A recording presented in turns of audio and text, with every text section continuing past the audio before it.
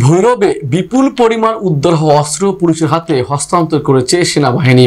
শনিবার দুপুর অস্থায়ী আর্মি ক্যাম্প সরকারি হাজী আসমত কলেজ থেকে এসব অস্ত্র পুলিশের কাছে তুলে দেওয়া হয়। বিস্তারিত ভৈরব প্রতিনিধি মোহাম্মদ মিজানুর রহমান পাটোয়ারির পাঠানো ও তথ্যচিত্রে।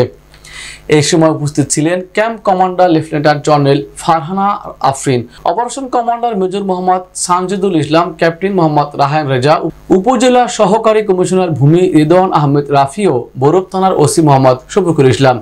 এ সময় ভৈরব থানার অফিসার ইনচার্জ শফিকুল ইসলাম বলেন, তারা এখানে তাদের নিয়মিত কাজগুলো করছেন। অস্ত্র হাতে পাওয়ার তাদের মনোবল আগের চেয়ে আরও চাঙ্গা হবে বলে তিনি মনে করেন। জানা যায়, গত 5 আগস্ট সারা দেশের মতো ভৈরব থানায় হামলা চালিয়ে ব্যাপক ভাঙচুর, লুটপাট ও অগ্নিসংযোগ করে দুর্বৃত্তরা। পরে ছাত্র সমাজ এবং সচেতন নাগরিকদের সহযোগিতায় লুট হওয়া অস্ত্র মালামাল উদ্ধার করে সেনাবাহিনীর সদস্যরা। উদ্ধার হওয়া অস্ত্রের মধ্যে রয়েছে LMG, SMG rifle, Chinese rifle, shotgun ও পিস্তল, কাঁদান গ্যাস, সাউন্ড গ্রেনেড। যে ছাত্র সমাজ এবং সাধারণ জনসাধারণ, তাদের কৃতজ্ঞতা জ্ঞাপন করছি। বিভিন্ন সময়ে তারা আমাদেরকে বিভিন্ন ধরনের তথ্য দিয়ে সাহায্য করেছেন। অনেক সময় তারা নিজেদের স্বপ্রণোদিত হয়ে এই অস্ত্রগুলো উদ্ধারের কাজ করেছেন। এবং থানা, যখন আপনারা জানেন যে গত 5 তারিখ আমাদের ভৈরব থানা কিন্তু কিছু বিশৃঙ্খল জনসাধারণ কর্তৃক অবরুদ্ধ অবস্থায় ছিল। তারা থানার ঠিক নিকটে যে পৌর পার্কটা আছে সেই পৌর পার্কে অগ্নিসংযোগ করে এবং থানার একটা অংশ তখন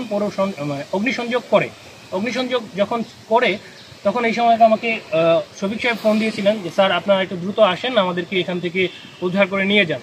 তো তড়িৎ গতিতে আমরা চেষ্টা করেছি তাদের সেই ডাকে সাড়া দেওয়ার জন্য, এবং আমরা দ্রুততার সহিত সেখানে পৌঁছে তাদের যে সদস্য এখানে ছিল তাদেরকে সেখান থেকে উদ্ধার করে নিয়ে আসি এবং তাদের সাথে যে সমস্ত অস্ত্র অ্যামুনিশন। গোটা বৈষম্য বিরোধী আন্দোলনের মাধ্যমে কিছু দুষ্কৃতিকারী তারা এই আন্দোলনকে পুঁজি করে আমাদের থানা পুলিশ সহ সরকারি স্থাপনা যেগুলি আছে সেগুলি ক্ষতিগ্রস্ত করার নিমিত্তে প্রায় স্যার বলেছেন 5 থেকে 7 হাজার, আসলে তা না, 15 থেকে 20 হাজার বা 25 হাজার লোকজন হতে পারে। তারা কিন্তু আমাদের প্রথমেই তারা আমাদের থানার পাশে যে পার্কটা আছে এই পার্কে তারা ভিতরে প্রবেশ করে এবং সেখানে ভাঙচুর এবং অগ্নিসংযোগ করে।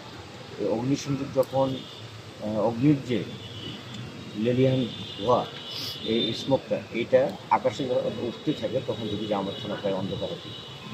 এর মধ্যে যখন দেখলাম যে আমরা এই বিষয়ে যখন আমরা খুব বিপর্যস্ত, তখন আমি তার lieutenant colonel sir, major Sanjid sir এবং রায়ান স্যারকে আমি বারবার সবিনয় করি, স্যার আমাদেরকে রিকভার করেন এবং আমাদের অস্ত্রগুলি রিকভার করেন। সর্বশেষ আমি অনুরোধ করি, স্যার আমরা এখানে যদি বিপদেও পড়ে যাই, বাট অস্ত্রগুলিটা রিকভার করেন, কারণ এটা শুধু পুলিশের জন্য না,